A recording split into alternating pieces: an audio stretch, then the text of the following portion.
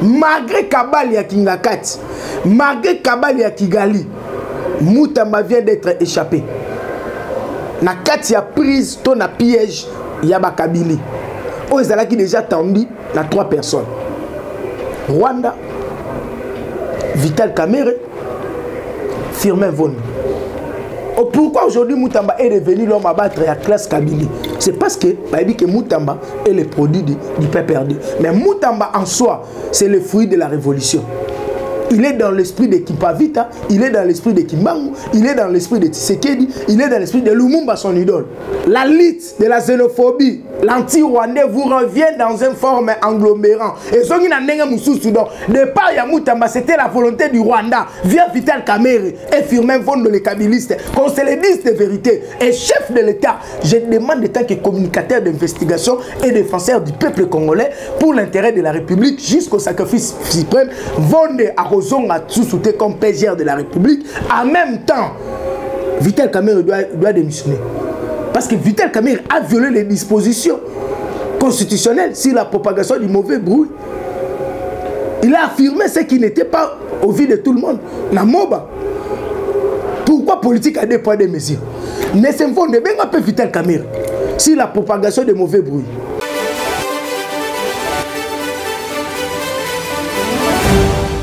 Politique à l'éleuse à tendance, mais politique à l'éleuse à li autoza kolobela likambu ya mambi matali patriotisme. Merci nayo mukwantombolo na ndenge au sauver Constant Moutamba. Nalobi Fati merci parce que comprend peut au sosoli au yebi que Constant Moutamba est la volonté de la base. Pourquoi? Moutamba tu sais bien que la procédure qu'il avait entamé à ce qui concerne la passation des marchés, la construction, il y a prison, il y a Otozobenga Kisangani, cela n'a pas été respecté tel qu'il prescrit dans la loi congolaise. Mais conformément, il y a des tractaires politiques naïe. Et c'est là qui dossier pour ne pas qu'il y a la prochaine bazon la wana. Mais comme Moutamba, Azalaki kosa la volonté à chef de l'État, comme Moutamba n'est à faciliter qu'on affaiblir réseau Kabili en République démocratique du Congo, c'est pour cela de confirmer Vondo Alukaki Amema Moutamba en victime expiatoire. Pourquoi on a dit Alukaki Amema Moutamba en victime expiatoire? Parce que Vondo voulait jouer le jeu du Kabili, parce que Vondo, c'est un Kabiliste. Firmin Vondo, c'est un Kabiliste. Et je te promets, mais c'est Firmin Vondo, Orozon Maté. Orozon la procureure générale de la République, Orozon la PGRT. Il y a la République Orozali Souté. Parce que la République n'a pas besoin de traîtres. Et la patrie ne pardonne jamais les traîtres. Vous avez fait tout pour humilier Moutamba afin que le Rwandais puisse se réjouir dans le commun dossier à Moutamba. Oui, Moutamba a biaisé. Moutamba n'a pas respecté la procédure sur la passation des marchés publics en République démocratique du Congo. Mais quand cela ne tienne, mais la manière dont l'Assemblée nationale et la Cour de cassation même les procédures et c'est un chef de l'État abîme la silence discrétionnel là et na haute sagesse élevée la paix a changé de camp. Malgré Kabali à Kingakati, malgré Kabali à Kigali, Moutamba vient d'être échappé. Na kati ya prise ton a piège Yaba Kabili. Oh, ils ont déjà attendu na 3 personnes. Rwanda, Vital Kamerhe, Firmin Vondo. Bango misatu baoluka mutu ya mutu moko. Et maintenant Constant Moutamba, Lissou Mounaïza, pour avoir entamé des poursuites judiciaires contre les biens de Joseph Kabila en République démocratique du Congo, il instruisant directement après l'appartenance de Joseph Kabila na Katia M23 à travers AFC Bar Corneille Nanga, Constant Moutamba instruit le PGR de la République pour entamer des poursuites judiciaires. Pour naïe, et si qui est occasionné l'Iwana et Angouane. Mais tant que si comme Takufara, Moutamala Mwazanga raté, Moukwantombolo Oazali, le dernier sommet, Oazali Moutasuka, Oyambakaba rapport, conformément à la loi congolaise, conformément à la constitution de l'Abisso, et c'est là qui n'a Constant Moutamba a présenté au Tozoloba démissionnaire. Qu'est-ce qui va se passer? na ndenge makambo ezokende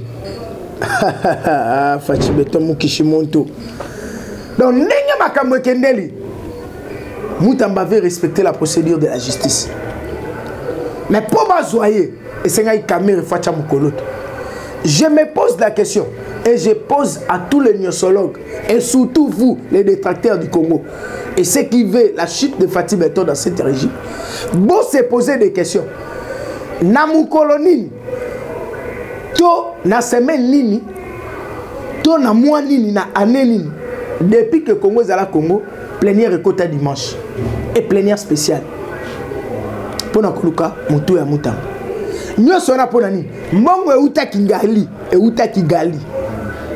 euti Kigali à travers le régime Kagame sous l'impulsion de Joseph Kabila ma personne Vital Kamerhe va corrompre certains députés selon les informations à notre possession pour nous colocar Moutou à Moutamba.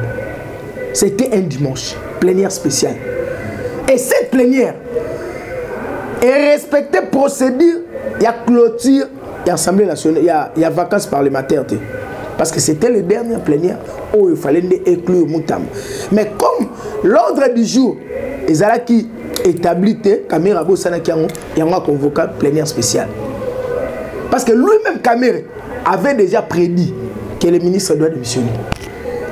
Dans le micro il y a assemblée lors il y a annonce il y a saisi il y a PGR dans le bureau de l'Assemblée nationale que le ministre doit démissionner.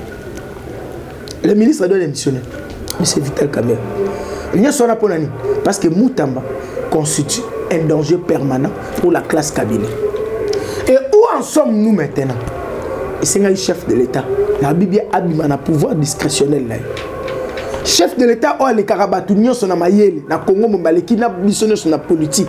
Azota la Kamerhe, azota la Mvonde, azota la Barwande, azota Kabango. Pour y aller côté le Gosuka. C'est comme les gens qui pleurent ou na Kigali, que le ministre des Affaires étrangères, M. Olivier Juppé, il y a Rwanda, célébra la poursuite judiciaire ouvrant par l'Assemblée nationale.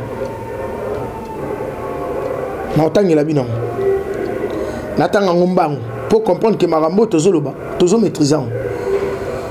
Vital Kamerhe retrouvé dans son propre piège, vouloir crucifier Moutamba. Yoka, Olivier Juppé, Ndurungizire, quand l'excès de populisme, de xénophobie et d'idéologie génocide et de la haine anti-Rwanda vous reviennent dans la figure boomerang. Vous reviennent dans la figure boomerang. Ça c'est M. Olivier Juppé Yango. M. Olivier Juppé, ministre des Affaires étrangères, tweeté dans son compte X une affaire judiciaire congolaise, mais ils ont fait ça avantage. Rwandais, Olivier Juppé, nous dire, la combo na ko benga te ko buka même na mine. Siko azo sepela Olivier Juppé a sepela. Abikan l'excès de populisme et des xénophobies idéologiques du génocide, de la haine anti-Rwanda vous reviennent dans la figure en boomerang. Donc figure en boomerang c'est Vital Kamerhe. Parce que Ndeko Moutamba avait prédit qu'il va en finir avec les Rwandais. Pourquoi? Rwanda a agressé RDC. Sous compétent, sous bénédiction. Il y a des Congolais mèches au Bazakuna ensemble avec Vital Kamerhe Nabati. Et ça m'a le sous l'appartenance. Parce que Félix Tshisekedi, Mukishi Muntu, Mukishi Mujani, afin de otala batunyos. Abikala ba tika bana basakani. Bana basakani ba Kamerhe basakani, ba Olivier Juppé basakani, pona Moutamba, bazotatone ba Mvonde, Mukishi Mujani azotala bango. Maintenant, où en sommes-nous? L'Assemblée nationale a sali procédure comme c'est prévu dans notre constitution. Moutamba est déchu.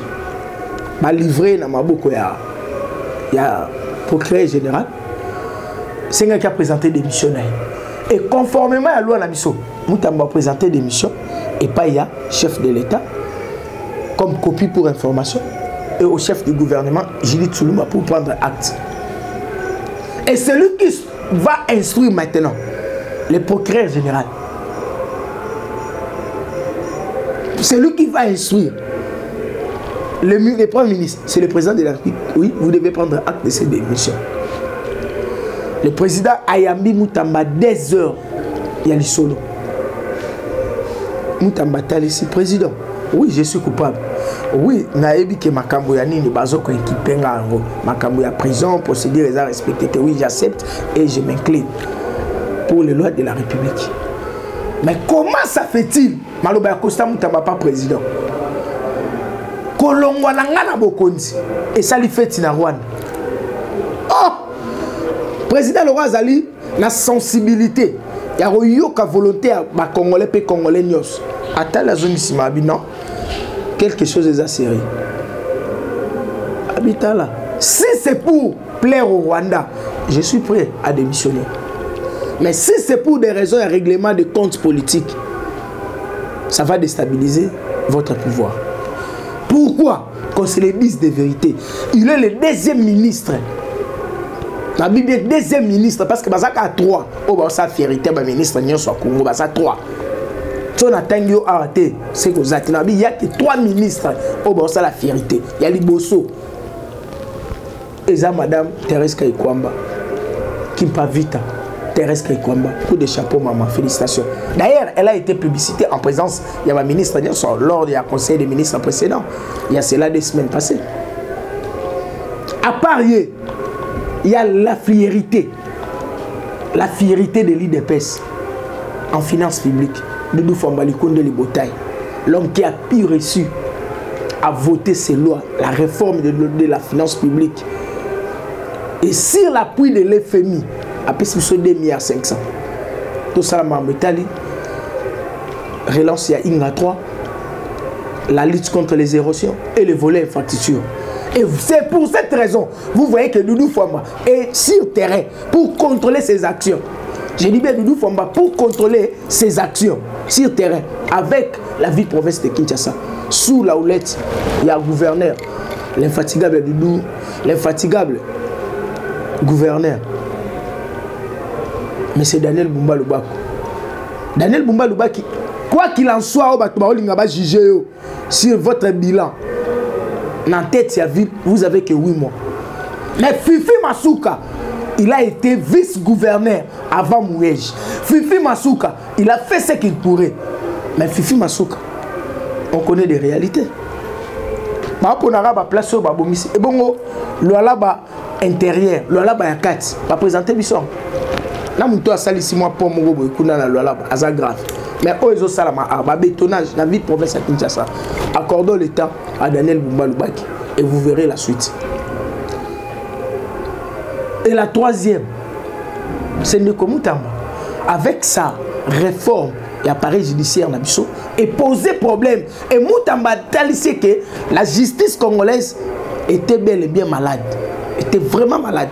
Et lui étant médecin qui venait avec ma remède naïe, la classe Kabila ne voulait pas. Parce que les réformes que Moutamba a fait aujourd'hui, et Salama en 2015 avec Joseph Kabila, on va avoir pouvoir judiciaire, ça na haute conseil suprême magistrature.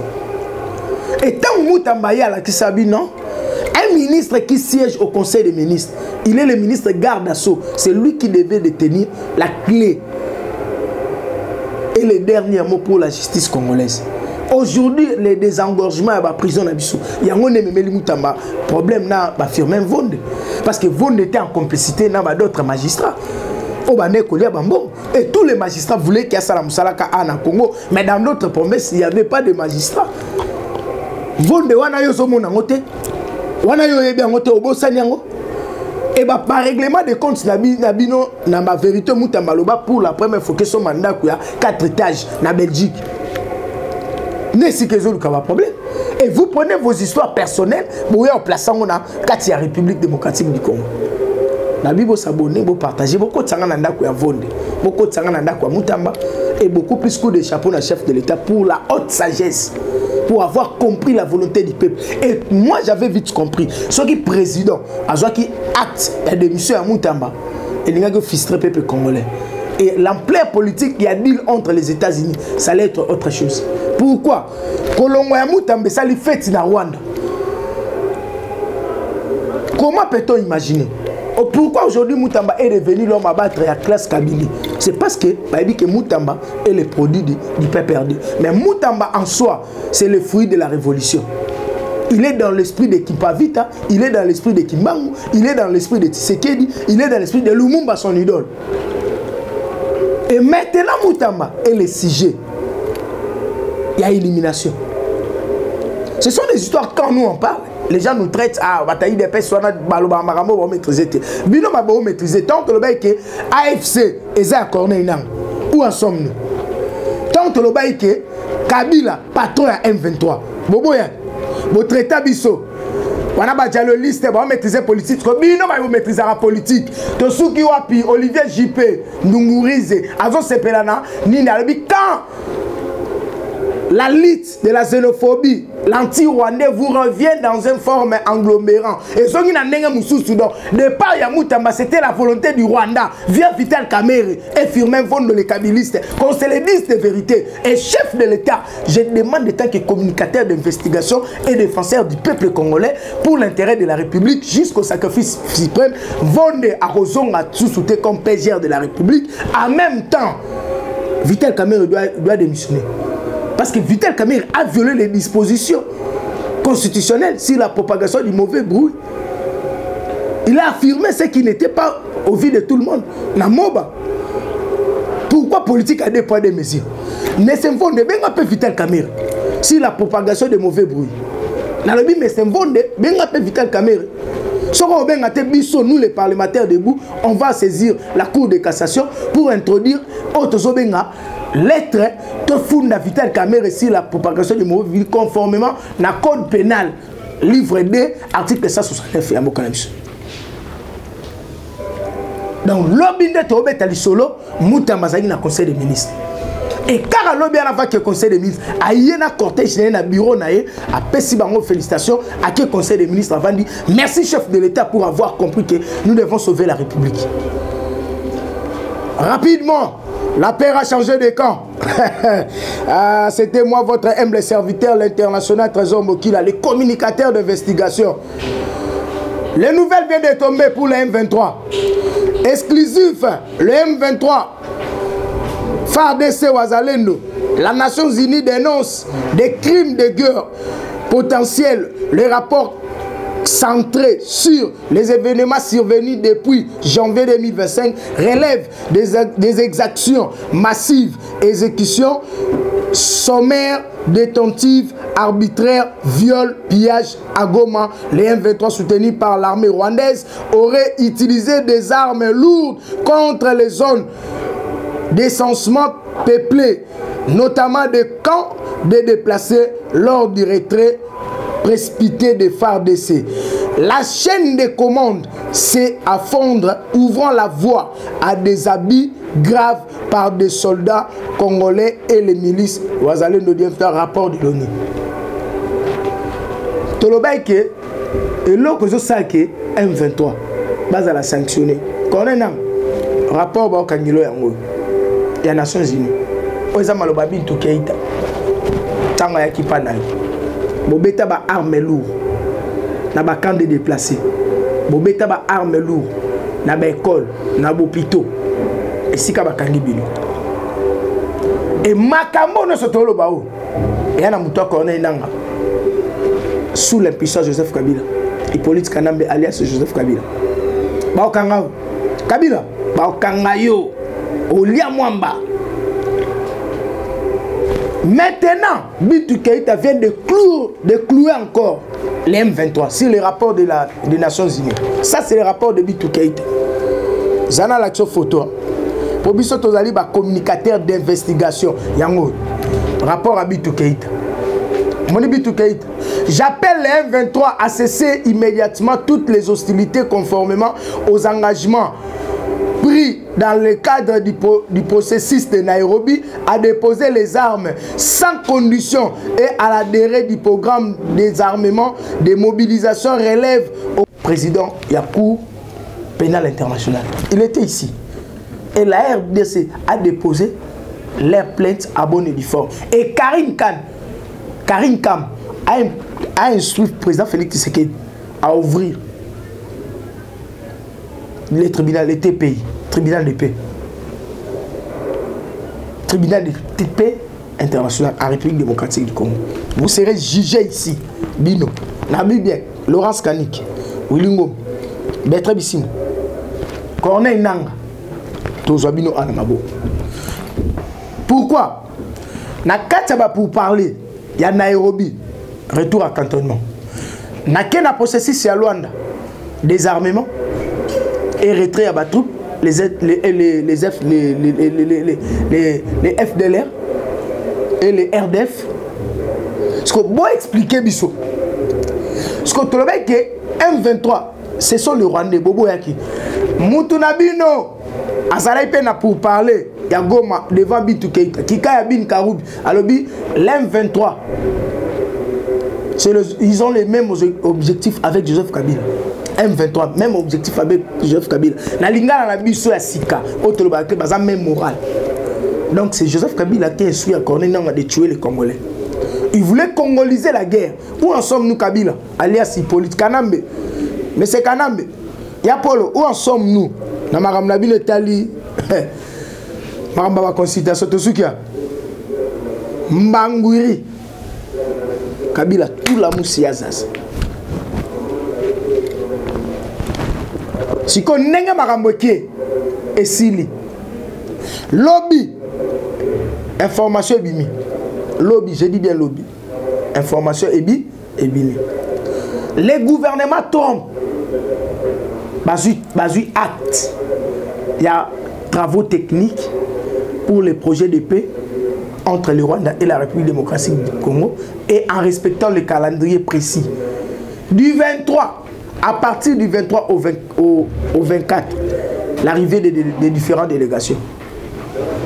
Donc, ma délégation, Bazoya, Po, je dis bien Po, va signer entre les deux États. Et ces accords, Natanga Ngombango Po, Naboina, Natika on a piscose, Yoka, Nalobi bien, Yoka, Yango. Urgent, coup de tonnerre à Kigali. Le premier ministre rwandais, Edouard Girengete, prend l'intérim du président Kagame. Les États-Unis changent les règles du jeu. L'accord de paix entre la RDC et le Rwanda ne sera plus signé par le président, mais directement par le ministre des Affaires étrangères, sous la supervision du secrétaire d'État américain, M. Marc Rubio, et ainsi qu'un nouveau chapitre s'ouvre. Le pouvoir change les mains et les lignes bougent. Kagame en retraite laissa la place à une transition historique.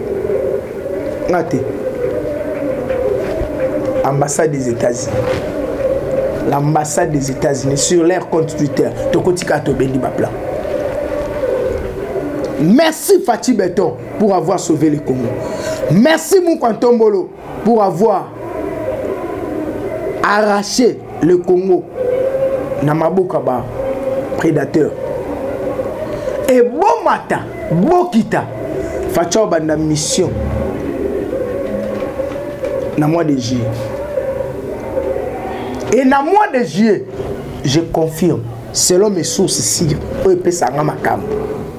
et tant que garçon du couloir, dans le mois de juillet, c'est la mise en place du gouvernement union national. Oh, non, le bien. Je dis tout le monde, aux ongatés.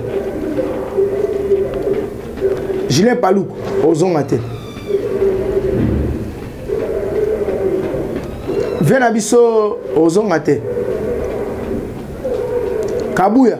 Aux ministres tena vina pour carte dans les alaïnes otika la secrétaire en vie à IDPS pour que Fatia Sala au dauphin. Mais en connaissant la réalité que la vérité s'appelle Dieu, le pouvoir est sacré. Où en sommes-nous? Paix à son âme. Kuluto apanga kabasel. Okishimojani. Paix à son âme. Dans la Bible, la vérité s'appelle Dieu. Poto kota awa dans le bien mois de juillet. Avant na lobaka ngone bandelo avant to koma na mois de juin, peut aussi ça juin. l'RDC aura son indépendance économique et le Congo sera libéré. Bomi tout la raté banda soit pouvoir non te célébrer fête indépendance parce qu'on était sous la colonisation et bientôt là que le chef va en finir avec nos détracteurs. C'est le 30 juin de ce mois ici. Il sera face à la jeunesse. Je dis bien, le président sera face à la jeunesse. Or, la jeunesse, c'est le pouvoir locomotive. C'est la locomotive du pouvoir. Vous, la jeunesse du parti, vous, la jeunesse de l'IDPS, prenez-vous en charge. C'est vous qui va sauver le pays. Il est avantageux que l'IDPS accède au pouvoir pour instaurer un véritable état de droit. Aujourd'hui, le Congo est devenu un pays de droit. Et tous les enjeux démocratiques, tous les principes du droit, avec Félix Tshisekedi, ils ont respecté. L'Assemblée nationale, avec Vital Kamerhe, tendancieux de faire ce qu'il veut. Mais le président lui accorde encore du temps de faire ce qu'il veut. C'est juste pour montrer qu'au Congo, il y a la liberté d'expression, il y a les enjeux démocratiques, il y a ce qu'on appelle l'instauration d'un état de droit. Ce qui n'y est pas avec Joseph Kabila. Aujourd'hui, Kabila, c'est comme un donneur de naissance. N'importe quoi. Dans le régime Nabino, combien de gens koufi? Dans le régime Félix, beaucoup de gens sont dans la prison. Que Dieu bénisse la République démocratique du Congo de Noël Sabino. Que Dieu protège Félix Tshisekedi. Parce qu'avec lui, le Congo ira de l'avant. Alors, Kabila mande faut vanda wana atala ndenge ba dirigeant. Christian Lusakon, souviens-toi, dans Makambo, président Ebisakayo, avant dernier entretien Nabino, le 29 décembre 2018. Président Ebisakayo, na Kambund. Que beaucoup vanda Kabila ko vanda wana a au monde ne ba dirigeant Mboka. Yo Kambund le ba na président Thierry Kambund le ba que TV radio za TVT mambozo le bato bomba. Kabimi sa pète. Les nuls. L'accord du siècle depuis que le Congo est Congo, gouverner c'est prévoir. Mouto akabimbo kananzambe, mouto azako se confier dans Nzambe.